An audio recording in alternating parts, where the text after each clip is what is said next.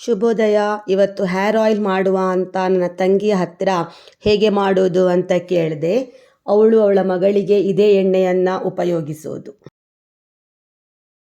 ಮೊದಲಿಗೆ ತೆಂಗಿನ ಎಣ್ಣೆಯನ್ನು ಸ್ವಲ್ಪ ಬಿಸಿ ಮಾಡಬೇಕು.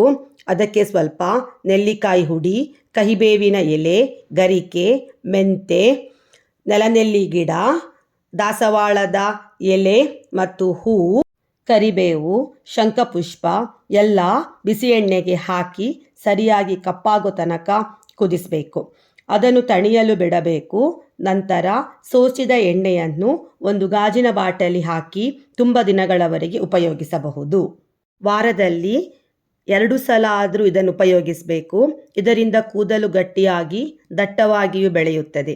ಎಣ್ಣೆಗೆ ಹಾಕುವ ವಸ್ತುಗಳನ್ನು ನಾನು ಮೊದಲೇ ಒಣಗಿಸಿ ಇಟ್ಟುಕೊಂಡಿದ್ದೆ. ನಿಮ್ಮ ಹತ್ರ ಹಸಿ ಇದ್ದರೂ ಉಪಯೋಗಿಸಬಹುದು.